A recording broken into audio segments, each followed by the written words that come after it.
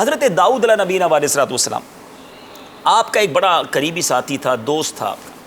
ایک بار ملک الموت آئے اور کہا کہ حضور آپ کے اس جو ساتھی ہے نا اس کی عمر اب ایک ہی دن رہ گئی ہے، 1-2 دن بعد ہی چلا جائے گا.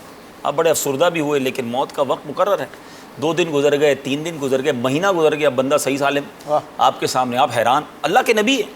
ملک الموت پھر آئے، کہا کہ حضرت داؤد نے کہا آپ نے تو کہا تھا 2-3 دن میں چلا جائے گا. یہ کہا حضور میں مقررہ وقت پر پرٹیکولر ٹائم پر اس کی روح قبض کرنے پہنچا، مگر ماجرا یہ ہوا کہ جب مجھے اس کی روح قبض کرنی تھی نا، اس سے تھوڑی دیر پہلے یہ بندہ گھر سے باہر نکلا اور اللہ کی راہ میں اس نے 20 درہم خرچ کی. سبحان اللہ. جس فقیر کو پیسے دیے اس نے اس کو دعا دی، اللہ تیری عمر میں برکت عطا فرمائے. اللہ کو وہ صدقہ اتنا پسند آیا کہ ہر درہم کے بدلے 1 سال عمر میں اضافہ فرما دیا. اے داؤد، اللہ نے 20 درہم کے بدلے اس کے 20 سال کی عمر بڑھا دی. تو یہ ہے صدقہ، انہونی ہو جانی ہے، ان ایکسپیکٹڈ. ہمارے بہت اچھے دوست ہیں، ان کی ڈاٹر ان لا، جو بہو جس کو ہم کہتے ہیں، اتنی بیمار ہو گئی بیچاری اور بالکل ڈاکٹروں نے منع کر دیا. میں ملا ان سے تو میں نے کہا کیسی طبیعت ہے اب ان کی؟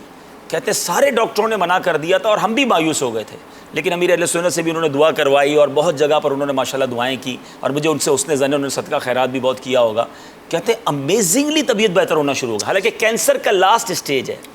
تو اللہ بڑا کارساز ہے. ہماری ایک لمٹ ہے سوچ کی. ہم سمجھتے ہیں میرا بیٹا ٹھیک نہیں ہو سکتا، ہم سمجھتے ہیں میرا پرابلم سالو نہیں ہو سکتا، ہم سمجھتے ہیں ہماری سوچ کی لمیٹیشنز ہیں، ڈاکٹرز کی لمیٹیشنز ہیں. وہ خالق کائنات ہے، وہ مالک ہے، وہ اس نے ہمیں بنایا ہے. وہ جب چاہے ہماری مصیبتیں دور فرما سکتا ہے، وہ جیسے چاہے وہ نواز سکتا ہے. ہماری اوقات نہیں ہے. ہم اس کریم سے مانگ رہے ہیں جس کے خزانے کا کوئی کنارہ نہیں ہے، اس کی عطاؤں کی کوئی حد نہیں ہے. وہ عطا فرمائے تو کریم ہی جو ٹھہرا، تو کرم کے کیا ٹھکانے.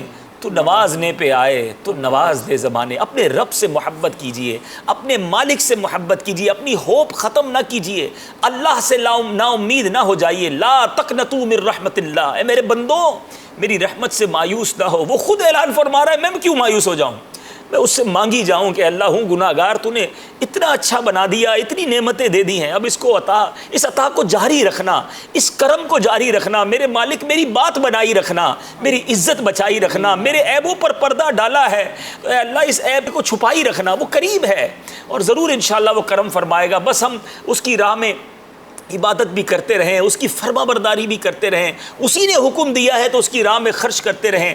صلو علی الحبیب صلی اللہ تعالی علی محمد. مجھے اپنی اور ساری دنیا کے لوگوں کی اصلاح کی کوشش کرنی ہے انشاءاللہ.